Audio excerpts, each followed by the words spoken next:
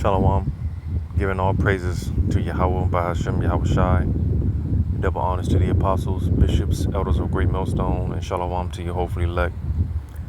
This is your brother Yahweh Call from the Great Millstone, Orlando camp, and just through the spirit, Lord willing, just to get some upliftment and some encouragement, Lord willing, to whom this may concern, especially for newer believers. Just going on my walk, getting some exercise in. Oftentimes when you detox the body and get rid of certain toxins in the body, whatnot, I notice you're more spiritual. You become more spiritual, and as I'm just, like I said, just detoxing and meditating and whatnot, one of the things that was on my spirit, and this might be a little harsh, especially for newer believers, because I'm to a point, me personally, where, and this is why I always talk about finding your balance. My thing is find your balance, because at the end of the day, we're still men and we still have to take care of our responsibilities, So with that being said, I was just thinking about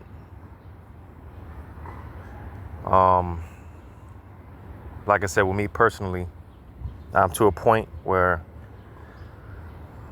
outside of brothers and the brotherhood, I really don't, all this or none of this doesn't mean anything to me, all that the world is literally dead to me, I really don't care about none of this stuff. I don't care about none of these people, outside of brothers, man. And this is something that I talk to brothers from time to time, because there's a thing of being numb, but there's a thing of being too numb. And I think I have a thing, I might be too numb, and with that being said, as I was meditating, having the mindset that I have, I remember there was a point, which I'm sure this applies to many, many others. I was at a point where I have a rib, I have children, and that's it's one of those things where it's just like, damn, because when you're younger in the faith, you get to worrying and like, damn, they might not make it, because we don't know if our loved ones are going to make it. And like I said, being younger in the faith, that can, you can kind of overthink it sometimes, it might mess you up a little bit. But for certain brothers, such as myself, you get to a point where you're hardened, to a point where, like I said, and this might be one of those things, like I said, it's like, damn, because, I can care less at this point, because I always say this, worst case scenario, which is really the best case scenario, all right, whatever I lose, whoever I lose, I'm going to see him again, and that is the comfort of the scriptures, which is the spirit of Yahweh Shai, pretty much letting us know that, hey, rest assured, don't worry about it, all right, because for one, the Lord puts certain things around us, people around us, all right, that's supposed to work in our favor. The Lord moves things on our behalf, puts certain individuals in our life, all right, to in somewhat shape, form, or fashion help us in our walk, all right, and being in the ministry, because I know brothers are accustomed to gaining and losing, and that's the thing, we're not losing anything on the side. That's why I say the so-called losses that we take on the side, we're not losing anything, because right now we're focused on doing the Father's will. That's our meat, is to do our Father's business, all right. Everything else is supposed to work in cahoots to what we got going on, for each and every one of us individually and personally, all right. It's supposed to work in our favor in some way, shape, form, or fashion, because the Lord is not. Listen, the Lord is he's a tough father, but the Lord is not he's not unjust, all right? The Lord is not, just some big mean power. No, man. you know. But keep that in mind, you know, because we put anything before the Lord, hey, he'll take it from us, you know. He'll strip it from us, you know. And I notice in the spirit, more and more the Lord is taking certain things from brothers, because the fact that, you know, this ministry, this thing of ours, the Lord is getting ready to shut this thing down, you know, and we got to be on fire more than ever. All right. So more and more the Lord is trimming that fat, getting rid of all the unnecessary things that may hinder us, or whatever the case may be. It might slow us down in our walk, you know. But nevertheless, we're not losing anything on the side. All right. So again, like I said, being that we have our comforter, the Spirit of Yahushua, to let us know, to reassure us, hey, rest assured, you know, rest assured, there is no losses on this side, you know. So with that, since I'm already here, I'm going to go to this in Philippians 3:7. But what things were gained to me, those I count lost for Hamashiach. Yea, doubtless, and I count all things but lost for the excellency of the knowledge of Hamashiach Yahushua, my Lord. Because this truth, it's a treasure. It's a true treasure. There is nothing like it. All right. And that's why, like I said, be mindful, because anything that we put above Yahweh Shema Shai, hey, it's considered an idol. You know, you see it all. You see these people, man. We're in the age of selfie sticks, right? You know, taking selfies and all that nonsense, right? Everyone's glued to their phone. The phones, the technology has become an idol. You know, everyone's glued to their tablets. All right. And I've said this before, you know, and it's applied to myself, you know. But I say this from time to time, you know, to believers, just some encouraging, just some advice, you know, because I'm not one to give orders or anything like that. But it's just, you know, just some brotherly advice, you know. When you wake up, typically our reaction when we wake up is we immediately go to the phone, you know, because it's become an idol. You know, anything that you show more attention to, more than Yahweh Bashim Shai, it's an idol. And that can be anything, you know. So I say, hey, again, just some brotherly advice, you know. You wake up, hey, instead of immediately going to that phone, you wake up, man, hey, the water Yahweh Bashim Shai, you know, the water Yahweh Bashim Shai. Make it about Yahweh Bashim Shai first before anything. As soon as you wake up, you know, the fact that we have this truth, this wisdom, knowledge, and understanding, hey, there's nothing like this. You know, there's nothing like this. So when it comes down to it, to help this place, to help these people, like I said, I'm to a point, I don't give a damn about none of this. Outside of brothers, I don't give a damn about no one, you know. I don't care about anyone. I don't care about anything. Because we're not losing anything on the side, you know. Hell, these people, they don't deserve the men of the Lord anyways, you know. But reading on, it says, it says, for whom I have suffered the loss of all things, and do count them but dung, that I may win Hamashiach. All right. So you see, man, we're supposed to be like that obsessive wife, you know. An obsessive wife. She's all about her husband, you know. And hey, we're supposed to be all about. Because, you know, that's a joke in the world. Having a chick that's obsessed with you, right? You know, she's considered crazy or whatever the case may be, you know. But that's how it's supposed to be, you know. You're supposed to have a woman, she's all about you, you know. Everything's about you. You know, she's always staring at you in admiration. She's just always in awe. She can't take her eyes off you, you know. And that's how it's supposed to be. You know, that shit might be annoying to us in the flesh, but that's what the Heavenly Father wants. Almost going to the parable of the unjust king and the widow. You know, that's what the Lord wants. He wants us to, you know, hey, it's supposed to be all about him, because it's all about him. We're supposed to be all into Yahweh Bashim Shai, you know. So, like I said, man, the fact that we have this wisdom, knowledge, and understanding, hey, nothing should come above this. Nothing should come before this. Everything else is just complementary to your lifestyle. All right, like I said, is different for each and every one of us. You know, whoever the Lord brings around you, it's supposed to be complementary. It's supposed to complement you and your lifestyle. All right, because our whole thing should be serving Yahweh Shema Shai.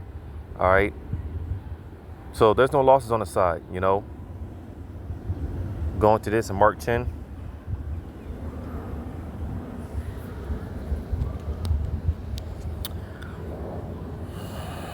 Mark 10. Mark 10 and 28. Then Peter began to say unto him, Lo, we have left all and have followed thee. And Yahushua answered and said, Verily I say, and Slakia, let me slow down. Verse 28 again. Then Peter began to say unto him, Lo, we have left all and have followed thee, because this is a sacrifice. All right. This is a sacrifice. All right. And this is the least we can do, you know. And one thing, we can't let these fake and phony Christians plagiarize what we wholeheartedly believe in. And what is one of the many things that they plagiarize? They say that you know, the Lord, they say Jesus died for us, so let me live for him, right? They're a bunch of hypocrites. You know, but Yahushua did die for us, all right? So why not live for him? You know, that's the least we can do, you know? And make no mistake about it. Like I said, this is a sacrifice. You know, brothers have, the apostles, they've given up a lifetime. The bishops, all right, they've given up a lifetime. You know, it's no coincidence. You know, the Lord calls us in this thing while we're young. You know, now there's always a few exceptions to the rule. There are, you know, the Lord calls certain men when they're older, up in age. But for the most part, in general, as a whole, the Lord calls a lot of us when we're young men, you know, because we have more to lose, so-called lose. All right. There's more to sacrifice, you know, when brothers come into this thing, especially young, fresh. All right. You know, you know, because when you're in your, well, we're, you know, a lot of us are still in our, you know, in our youth. All right.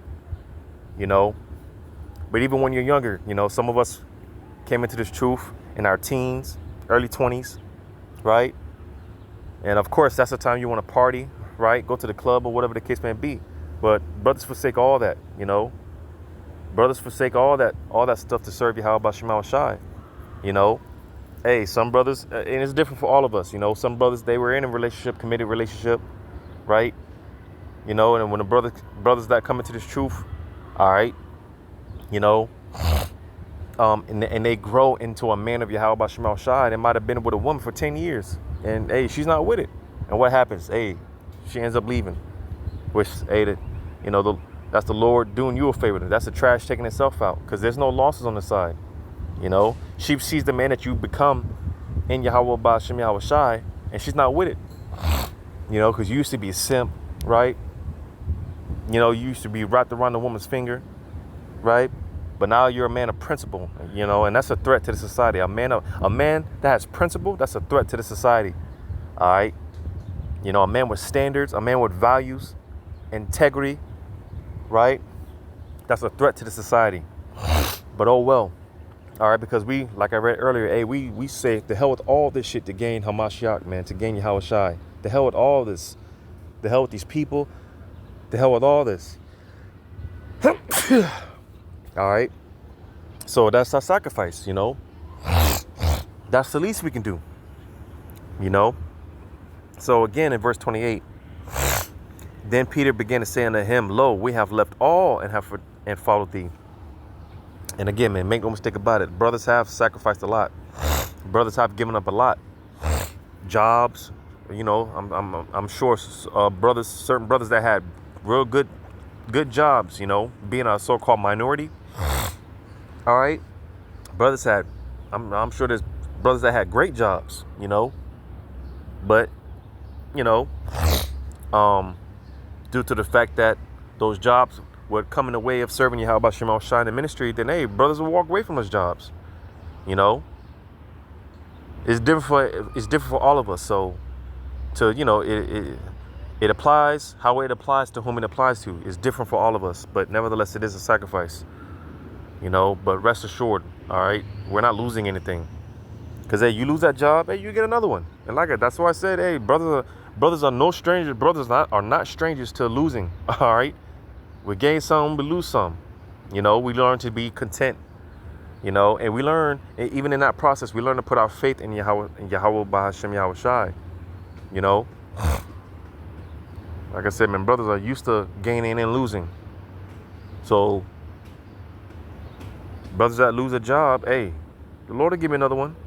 I know during the whole world crisis, quote unquote, in 2020, I know some brothers, they, you know, when they were pushing that thing, hey, brothers said the hell with that. Some brothers lost their job, but hey, the Lord gave them another one, you know, and the Lord provided in the process. You know, you lose a woman, and the Lord will give you another one if it's, you know, if it's needful for you.